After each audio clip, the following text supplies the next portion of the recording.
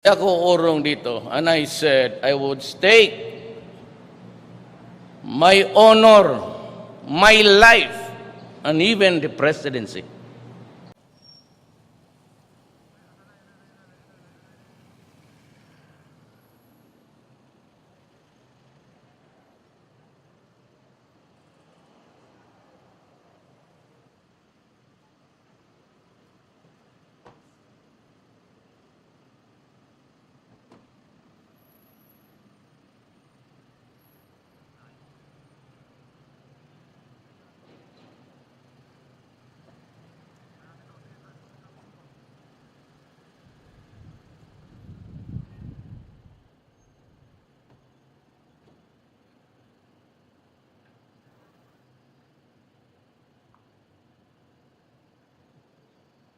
Ladies and gentlemen, please occupy your designated seats. Once again, please occupy your designated seats. Thank you.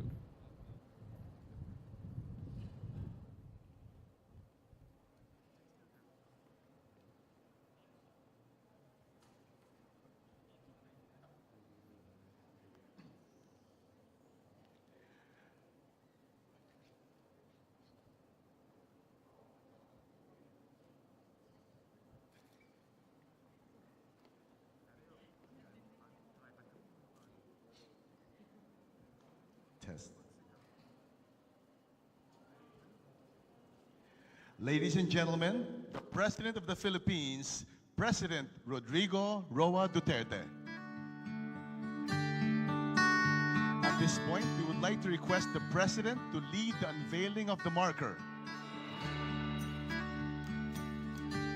Joining the President are Executive Secretary Salvador Medialdea, Department of Transportation Secretary Arthur Tugade, Megawide Chairman Edgar Saavedra, and Megawide and MWM President Manuel Louis B. Ferrer. Gentlemen, please step forward for the unveiling of the marker.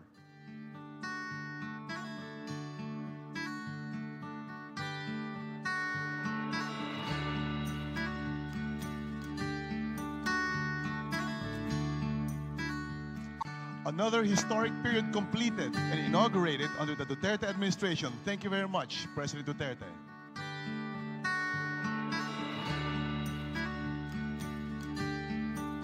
And now we will proceed to the tour of the terminal with Executive Secretary Medialdea and Secretary Tugade. They will be briefed by Chairman Saavedra and Mr. Louis Ferrer.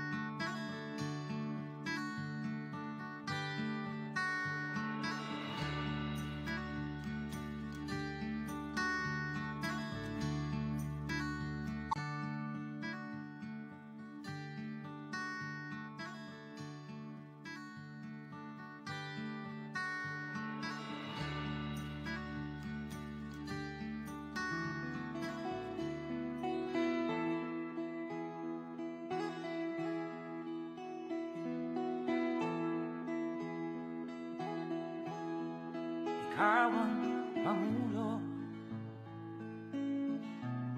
para sa pagbabago. Sawa na ang bayan ko sa magnanakaw na tao.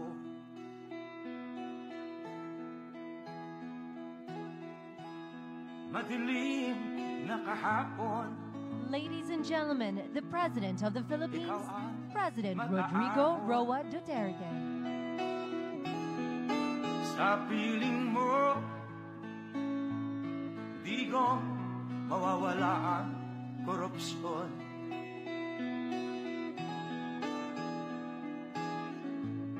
Tayo na, Pilipinas, tayo na magbago.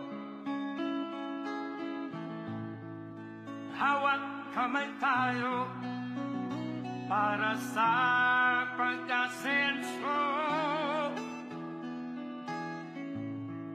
Ikaw at ako, tayong lahat kay Rodrigo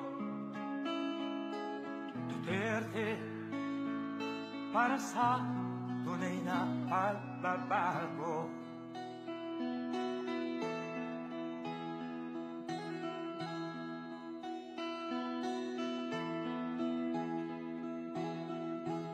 Masdan mo ang paligid, alamak mga krimen, rape, droga at mga nakawan, dapat nga mapigilan.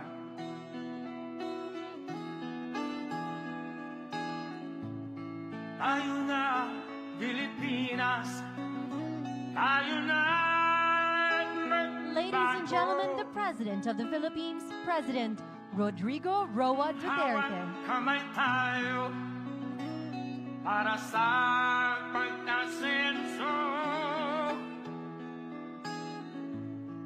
Ikaw at ako, tayong lahat kay Rodrigo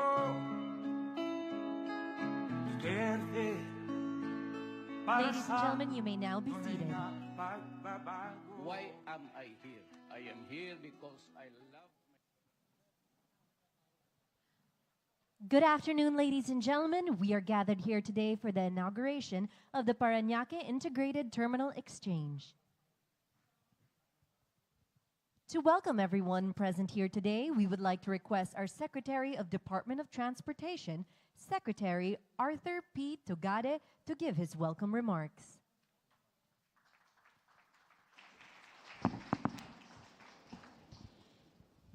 Ang ating pinakamamahal na Pangulo, Mayor Rodrigo Roa Duterte. Good afternoon, sir. The management and owners of Megawide, our friends Edgar and Louis, good afternoon. My fellow servants in government, mga mahal namin na kapwa Pilipino, ladies and gentlemen, magandang hapon o sa inyong lahat. Today is a really beautiful day. It's beautiful because we are all gathered to celebrate a beautiful affair.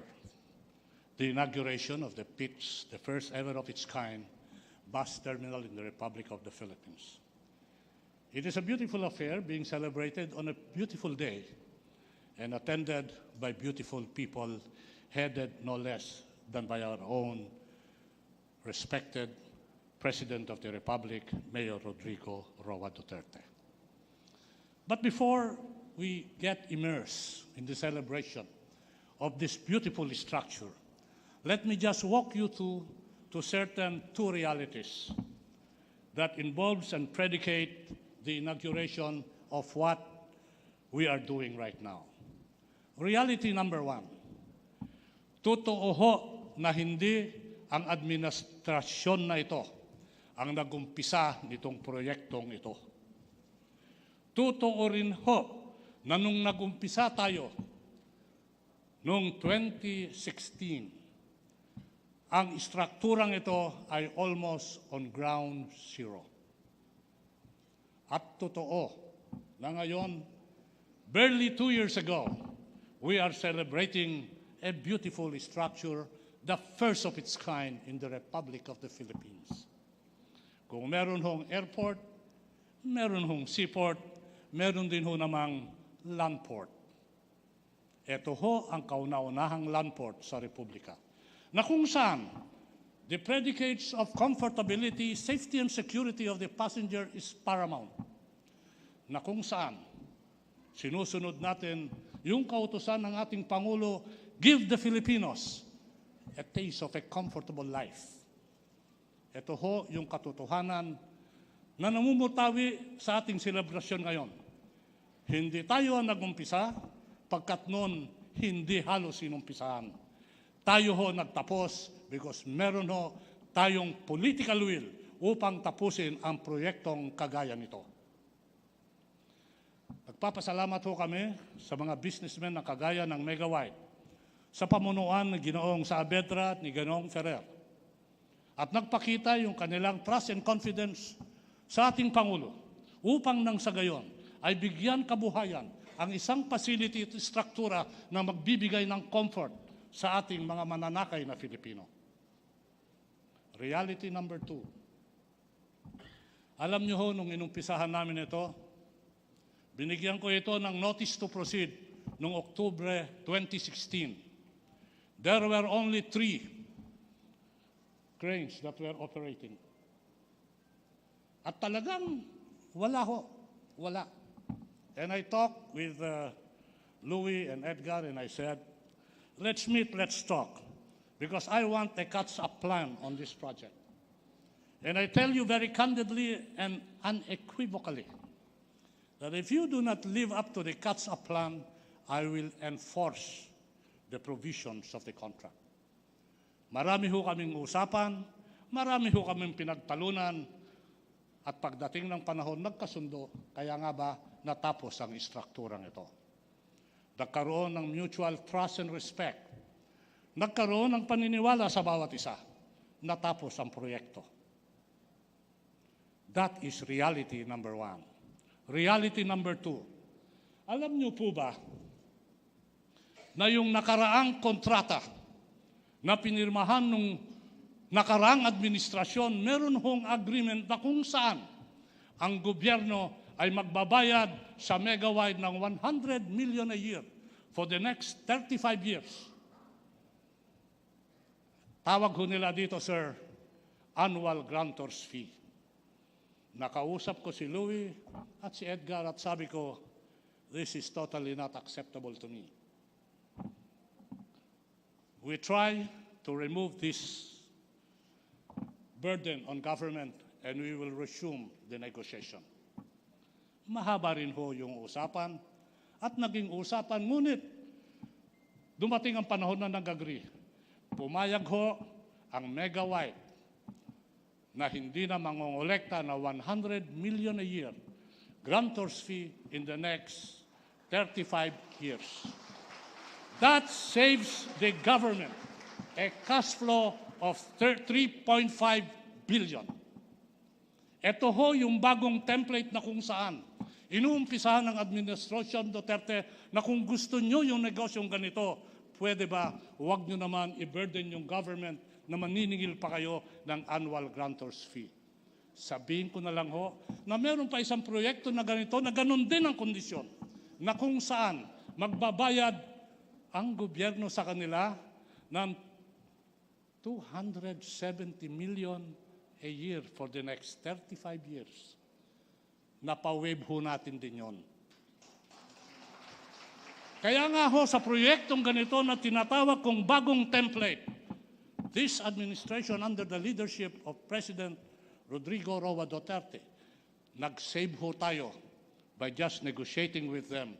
Nag-save ho tayo, Mr. President, sa cash flow ng gobyerno to no less than 13 billion pesos. Palakpak tayo ng palakpak dyan, hindi pa tapos. Ito ho yung karagdagan. Ang sabi ko, may pasilidad kayo na ganito, lalago at gaganda yung real estate dimensions nyo. Pwede ho ba paambagin nyo yung gobyerno at bigyan nyo sila ng parte sa kikitahin nyo sa rentable income.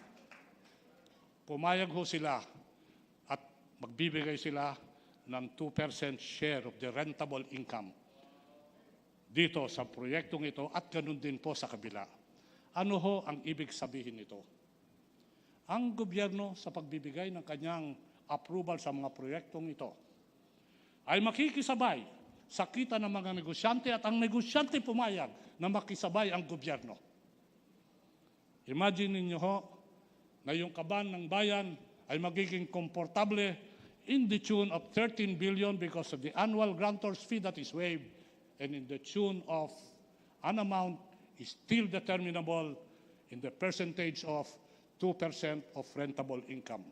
Hindi ho ako pumayag sa usapang percentage of gross income or percentage ng net income pagkat alam ko na pag yan ay ginawa, baka tapos na ho itong termino, nag-uusap pa ho tayo kung anong isasama at i-deduct sa gross or sa net. Kaya nga sabi ko, gawin natin simple. A percentage of the rentable income. Pumayag din ho sila.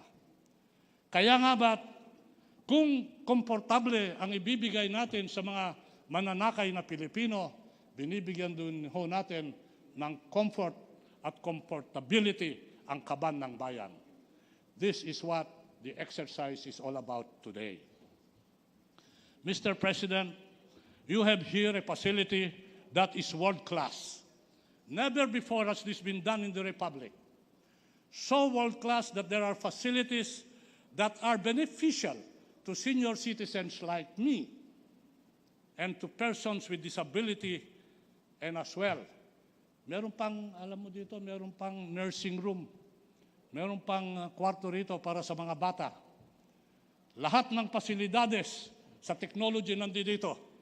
You can measure the move in and move out of vehicle on real time because everything is technologically dictated. Mr. President, when I assume yung pagkakalihim ng kagawaran ng transportasyon, sabi niyo po sa akin, Art, just do everything and anything that can be done to give the Filipino a comfortable life. And Art, be sure there is no corruption. Mr. President, today we celebrate a beautiful project, seeking to provide comfort to the Filipino mananakay. And at the same time, Mr. President, I assure you there is no corruption involved in completing this project. This is a beautiful day indeed, celebrating a beautiful project in the presence of beautiful people, headed no less than by our own President, Mayor Rodrigo Roa Duterte. It's a beautiful day, and we welcome you all.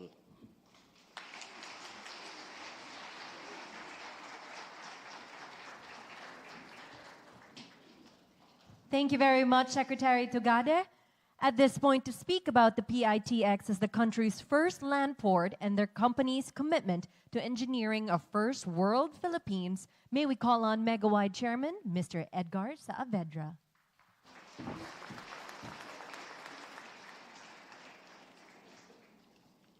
Good afternoon. President Rodrigo Duterte and honored guests, it's my pleasure to welcome you to the country's first land port, the Parañaque Integrated Terminal Exchange, or PITX. Finally, we will have the first world intermodal transport facility for our country, with a total of 75,000 square meters, big enough to handle 1,000 buses and 200,000 passengers daily. Mr. President, lahat po ito ng bus at iba pang provincial transport mula sa buong Cavite at Southwest Batangas ay dito na titigil sa PITX para hindi na sila kailangan pumasok pa ng Metro Manila. Kasama na rin dito ang ating mga city buses, jeepneys, UV Express at taxis mula Metro Manila at dito na rin titigil. PITX was envisioned by the DOTR to help ease traffic congestion in Metro Manila.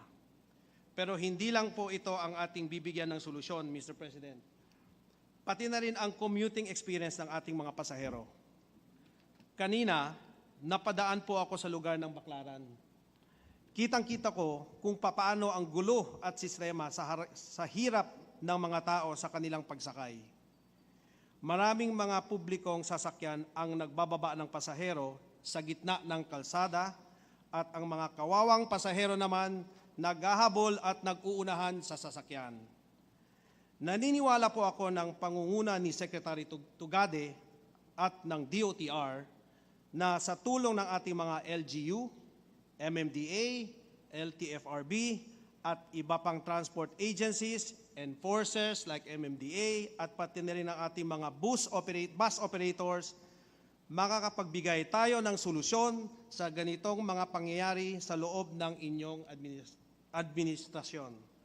Nagsisimula po tayo ngayon sa pamamagitan ng PITX.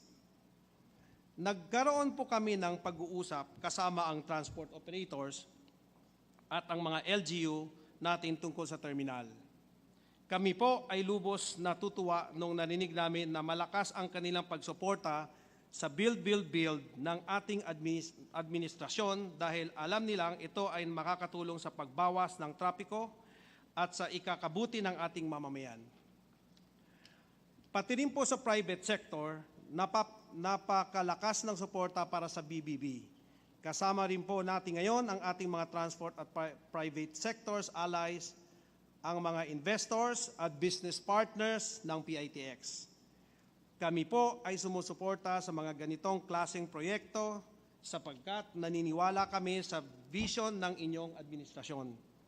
We Filipino companies remain committed to sharing our capabilities, Mr. President, and we hope that more Filipino companies who are full of promise and nationalism will also have the chance to partner with you in other infrastructure projects so that they can gain first-hand experience and have the chance to give back to the country. I sincerely believe that if all of us from the private sectors, transport partners, and even motorists work together in support of our government's vision, we can not only solve traffic or make commuting easier, we can also achieve a friendlier, first world Philippines. Salamat at magandang hapon sa inyong lahat. Thank you very much, Chairman Saavedra.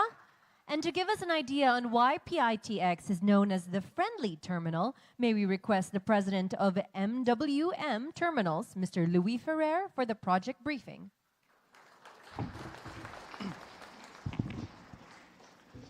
President Rodrigo Duterte, and other esteemed guests from the government and private sectors. Friends, magandang hapon po sa inyong lahat. Welcome to the Parañaque Integrated Terminal Exchange or PITX, ang inyong friendly terminal. Just like our Mactan Cebu International Airport, PITX is a project that is very close to my heart. Alam niyo po kasi, I was once a regular commuter. Especially when I was running a small photocopying business together with our Megawide chairman, Edgar Saavedra, back when we were students at De La Salle.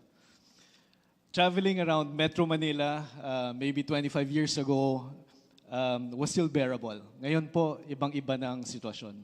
It's totally a different story.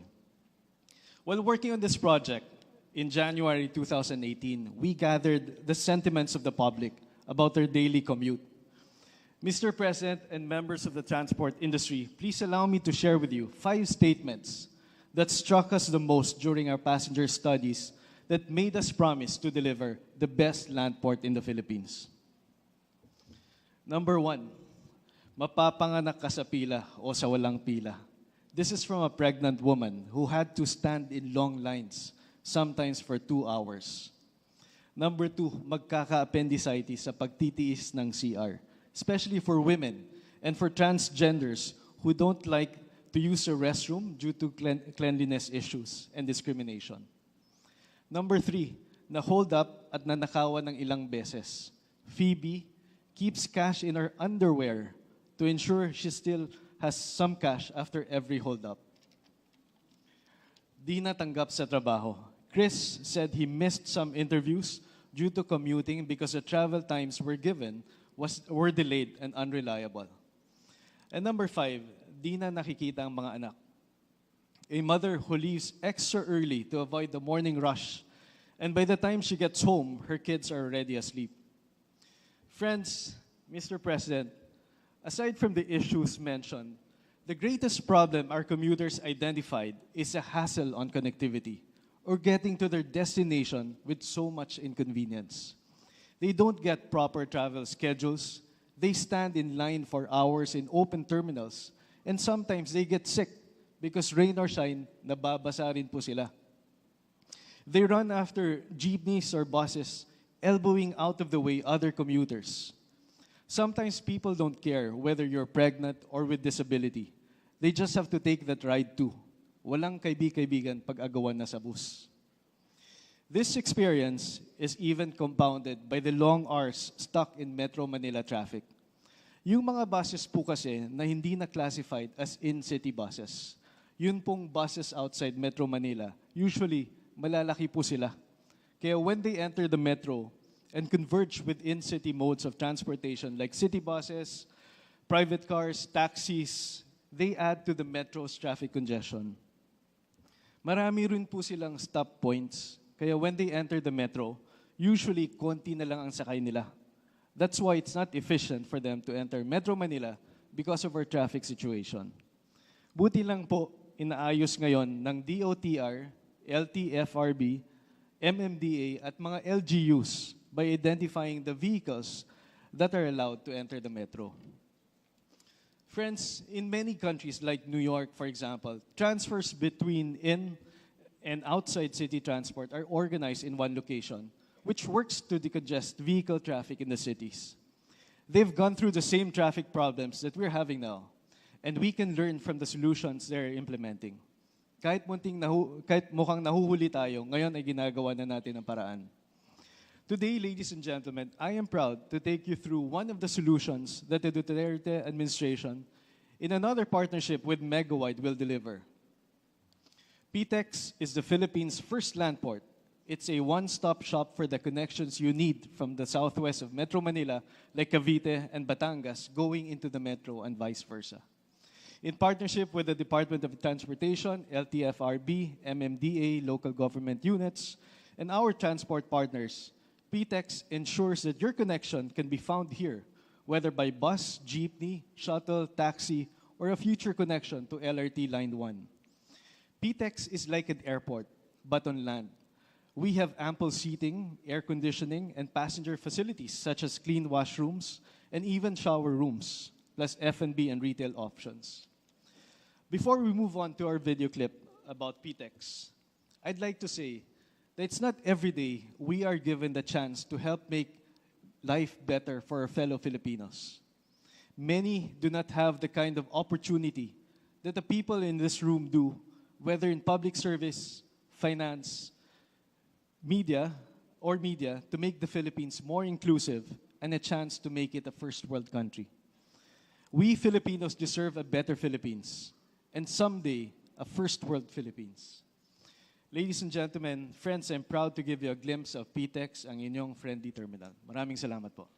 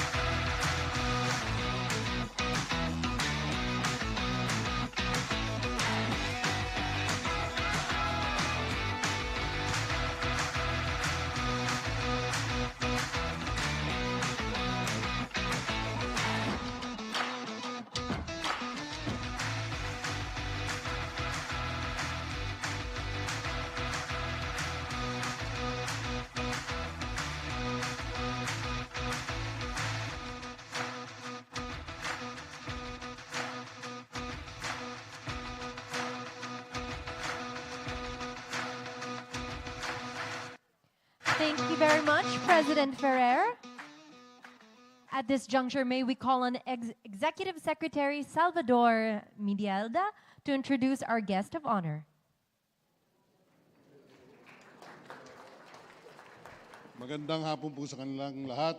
Ang Pangulo ng Republika ng Pilipinas, si Mayor Rodrigo Roa Duterte.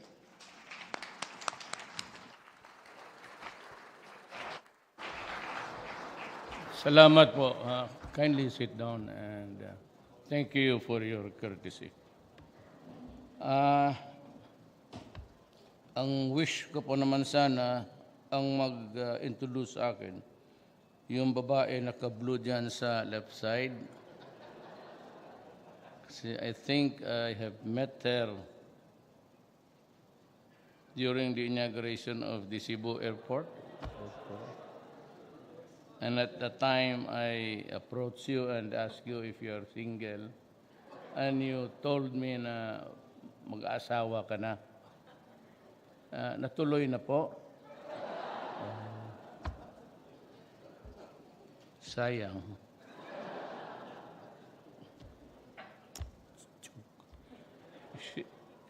She's a Visayan, actually. Sa Cebu ko na kilala. Wala ka ng mga kapatid o youngest ka? Apat pa? Kailan tayo magpunta ng Cebu? Magawa ka ng problema noon. Well, anyway, Executive Secretary Salvador Medialda, Transportation Secretary Arthur Tugadi, and other members of the Cabinet, Mr. Edgar Saavedra, Chairman and CEO, Megawide Corporation, Mr. Manuel Luis Ferrer, President, Megawide and Walter Mart Terminal Incorporated, other distinguished guests, ladies and gentlemen. Alam mo sabi ni Secretary Tugadi, walang korupsyon yan. If I may, without any offending anybody, any of you, tanong eleksyon ang contribution nila na binigay sa akin, hindi ko tinanggap. Just to tell you, any tales can be weaved around a certain contract or the winning contractor. Sabihin ko sa inyo, a lot of them, isa na sila, hindi ako tumatang. Sabi ko, it's okay. Maybe with a shoestring budget, I can make it. Para maklaro lahat. So I am impressed, I am proud na ginawa nila itong magandang structure. And it will serve the Filipino, and that is what's very important to me. It is not how you relate to me in the past. I am not concerned with that because nandito na ako. And my only dream is for my country. Whether you believe it or not, yan talaga, country first. And magsabi si Tugade that there is no corruption. I believe him. Do you know why? He was the valedictorian sa klase namin sa law school. And he was a member of the debating team of San Beda. Kaya kanina, he was arguing with himself. Sabi ko, medyo mahaba ito but that is Tugade. At nung kinuha ko siya, he was already a billionaire. Mayaman na yan. Nag-iiskwela pa kami. He was already a top executive of a big company. No wonder that after we graduated, parted to pursue our endeavors in life, he ended up one of the millionaires. Well, of course, Secretary Villar, wala ka rin masabi because multi-billionaire naman yan siya. Si Panelo is not a millionaire, or multi-billionaire or billionaire. He is a debonair of the cabinet.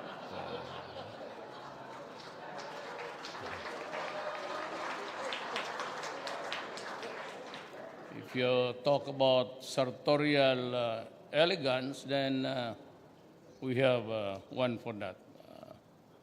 At yung namang kinakalokohan ng mga babae, itong si Secretary Andanar. Sabi ko, matanda naman yan at wala namang yung, but a lot of girls would really, pag nandyan, saan si, sige, diyan kayo. Sabi ko, matanda na yan. And who is this here? Si Danilim sa ating Metro Manila office. Who else? I'd like to all the beautiful people in this room. Nagmamadali ka kasi. I congratulate the Department of Transportation for our private partner, MWM Terminals Incorporated, for the inauguration of the Parañaque Integrated Terminal Exchange, or PITX, as the first integrated and multimodal terminal in southwestern part of Metro Manila. PITX is a landmark project, a land port that feels and functions like an airport. Is one of the 3 model terminals to be developed by the government in cooperation with the private sector. This will offer passengers a safer, state-of-the-art, and convenient terminal experience that will hopefully contribute in addressing traffic congestion in Metro Manila. This will help ease traffic by limiting provincial buses plying Metro Manila roads, specifically along Rojas Boulevard and the EDSA Taft area. It will also serve as a transfer point between the provincial buses from Cavite, Western Batangas, and other in-city modes of transportation. With a maximum daily capacity of 100,000 passengers, this facility will feature departure and arrival bays for buses, jeepneys, and taxis.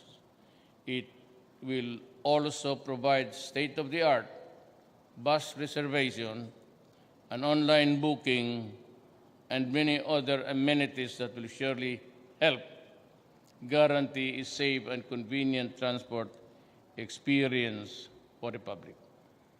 I am directing the DOTR MWM terminals to implement the necessary measures to ensure all transport vehicles will be using the PITX, are roadworthy, that complies with our environmental laws and proper documentation as well. With the Build program in full swing, I assure our people that the government is exerting all efforts to construct the necessary infrastructure that would sustain our country's continued development. Together, let us work hard to lay down the physical foundations of a more progressive and prosperous nation so that our countrymen will enjoy, at the very least, not a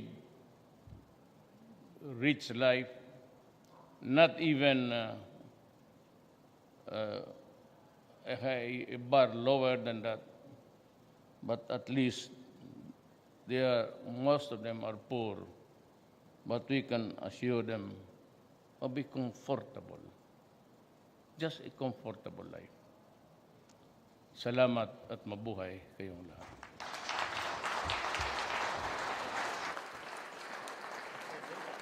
Thank you very much, Mr. President. At this point, may we request our President to remain on stage for a photo opportunity. May we call on the first batch?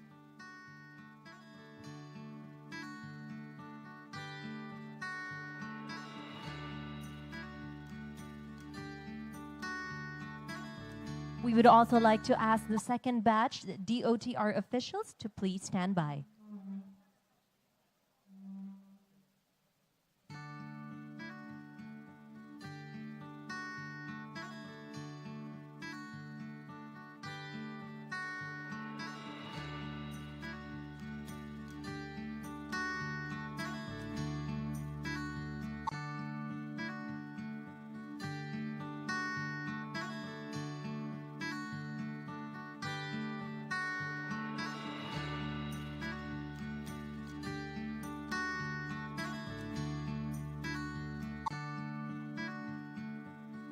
Thank you very much. At this point, may we call on the second batch, all of the DOTR officials. May we also ask the third batch, Megawide and MWM Board of Directors to please stand by.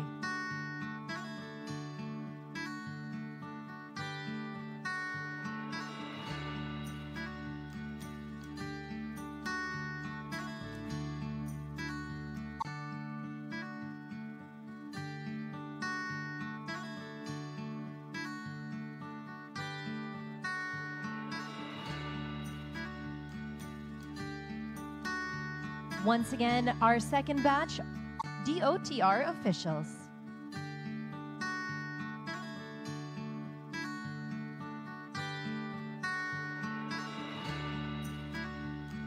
May we ask the third batch Megawide and MWM Board of Directors to please stand by.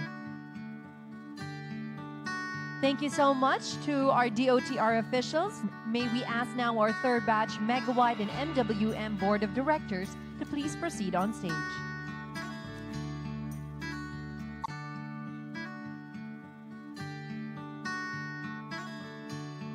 May we also ask our fourth batch PITX management to please stand by.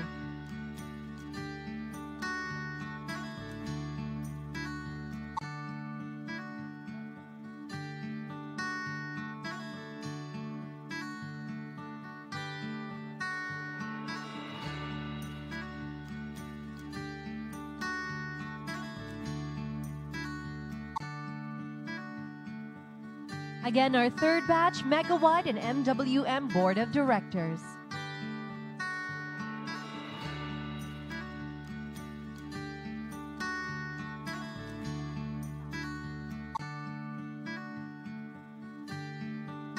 Thank you so much to our Megawide and MWM Board of Directors. May we ask our fourth batch, the PITX management, to please proceed on stage.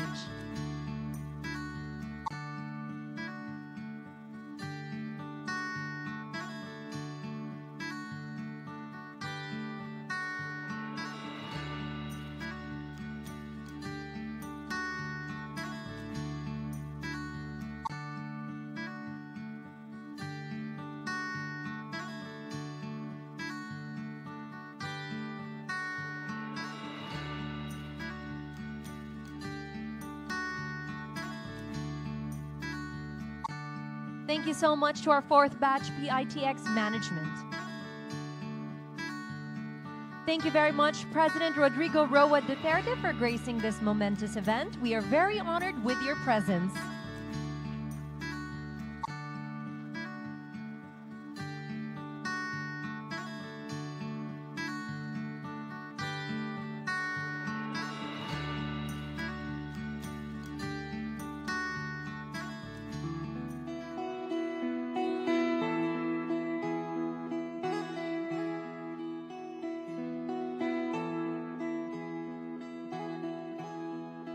Ikaw ang pangulo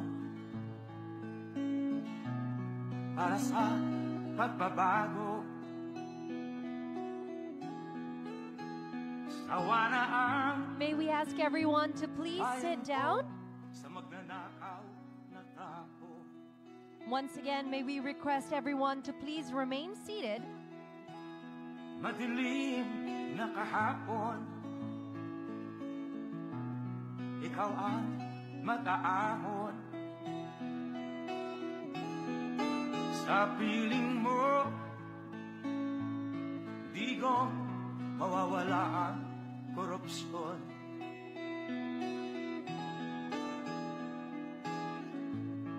tayo na Pilipinas, tayo na magbago.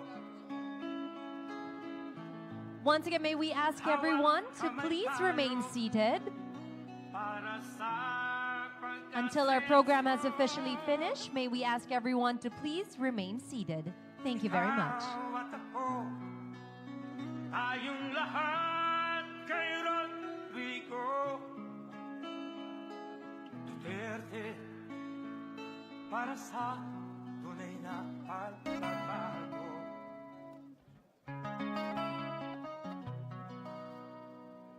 Magandang gabi po sa inyong lahat. Magandang gabi po, mahal na Pangulo, magandang gabi po.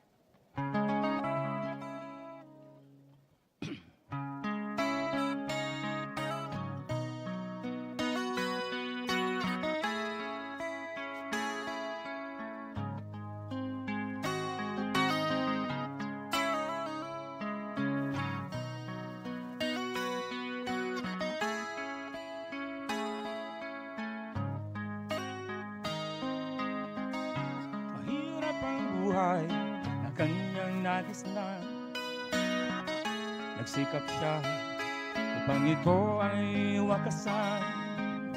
Sa ibang bayan sinubukan kapalaran, umaasang ito na ang kasagutan sa kanyang kahirapan. Ito na bang katugunan? Tuwang-tuwa at mayroon siyang napasukan. Kalungkutan ay saglit niyang nalimutan. Ang sahod niya na inipon niya ng 3 buwan. Nang matanggap ay labis ang kasiyahan. Pinadala sa pamilya, pambayad sa mga utang.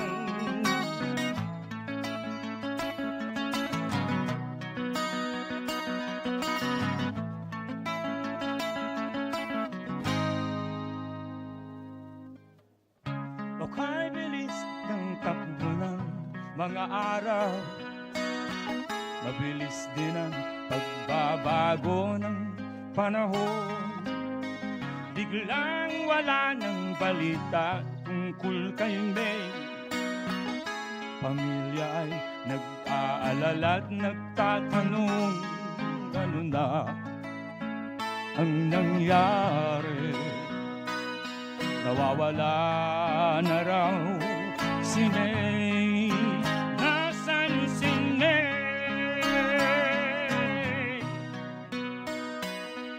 Ano na ang nangyari? Nawawala na raw si May. Nasaan si May? Nasaan si May?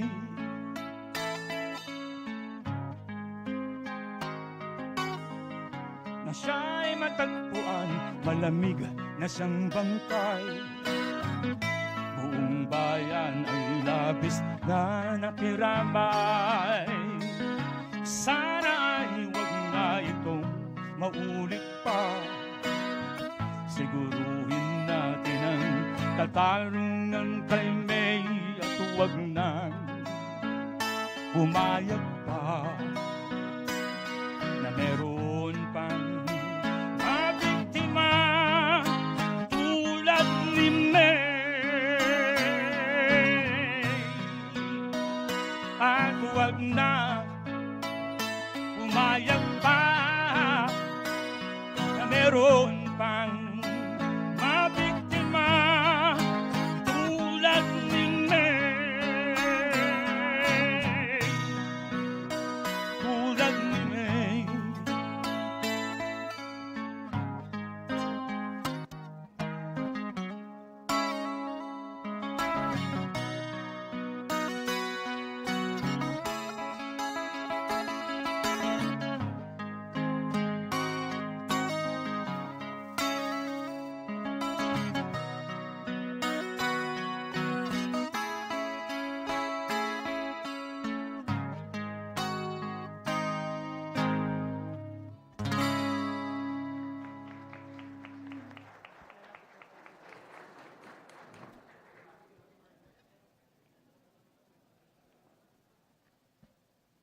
uh, allow me this rare opportunity to say something about Freddie Aguilar. You know, Freddie Aguilar, all of his songs, nationalist Tagalog talaga. But all of his songs carry a social message. Ito, he just sang about the suffering and agony of our countrymen, the OFW. And the things that they have to endure just to remit a little money for the family. Kaya ako, galit talaga sa droga. Papatayin ko talaga kayo. Do not do it because, sabi nga, pakinggan na ninyo. May release ka na ba yan? Pakinggan na ninyo. At manood natin, they have to endure rape, physical abuse, hunger, para lang makapagdala ng pera dito sa bayan. At pagdating dito, alam mo na, kikiskisin ang gusto ng mga durugista. At pag-uwi ng mga magulang nila, only to realize na ganoon ang nangyari sa mga anak nila. Kaya ako talagang galit. Naubos na yung ngipin ko kasi isipin ninyo yung mga Kaya ngayon, sabi ko, Freddie is running for senator.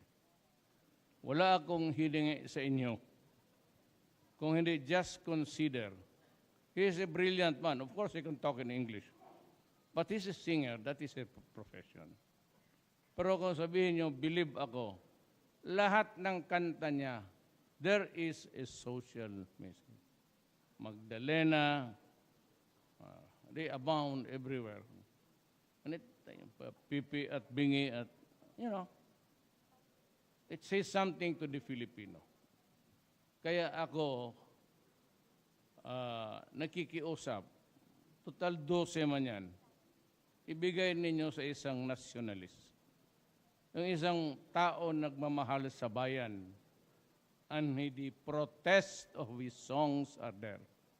Makikita, for the next generations and generations to come. In his time, in our generation, he has several messages for the Filipinos to remember.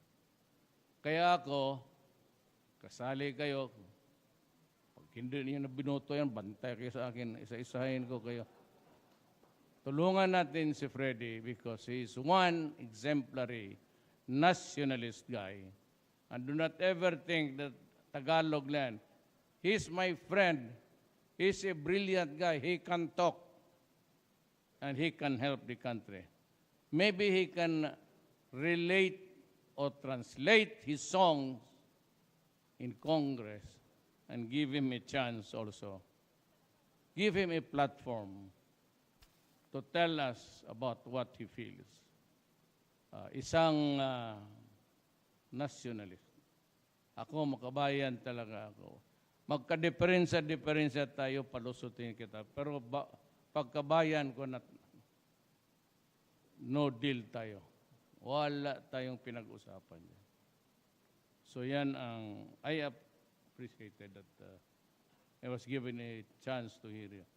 And may I, just raise his right hand. Vote for Freddie Aguilar.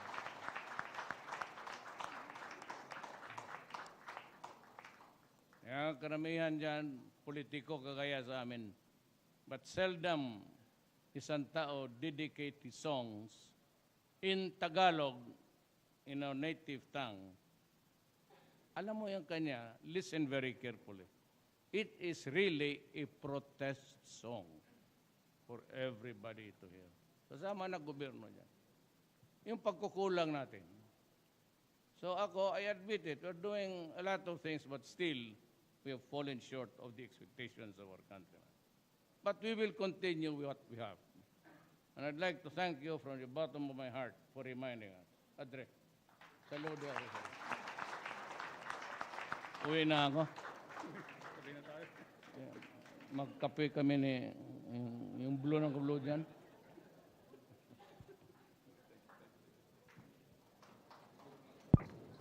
Thank you very much to Freddie Aguilar for lending his voice and well-loved songs to this memorable occasion.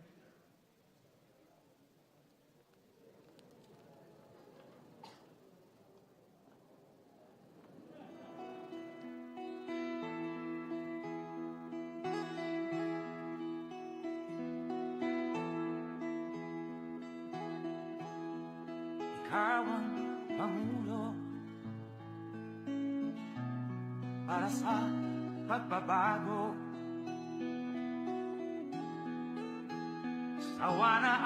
Thank you once again very much to President Rodrigo Roa Duterte for gracing this momentous event. We are very honored for your presence. Madilim na kahapon, ikaw ang mag-aahon. Sa piling mo,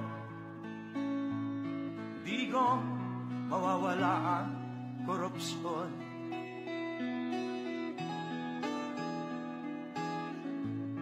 Tayo na, Pilipinas, tayo na magbago. Hawak kamay tayo. Once again, ladies and gentlemen, President Rodrigo Roa Duterte of the Republic of the Philippines. May we request everyone to remain seated until after the President has left the program venue. Kay Rodrigo Duterte para sa tunay na pagbabago.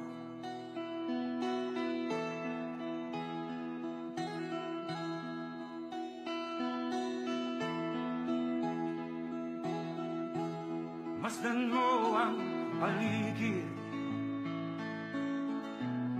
alamak mga krimen,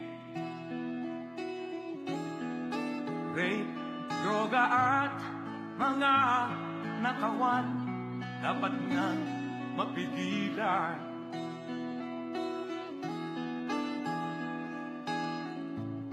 Tayo na, Pilipinas, tayo na magbago.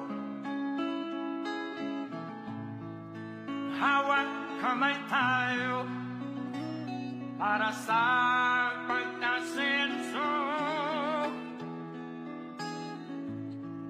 Ikaw at ako, tayong lahat kay Rodrigo Duterte para sa tunay na pagbabago. Why am I here? I am here because I love my country and I love the people. Ladies and gentlemen, taking over the stage is a performer with a larger-than-life stage personality. Please welcome Miss Kakay Bautista. Good evening, good afternoon everyone. Magandang hapon po sa inyong lahat.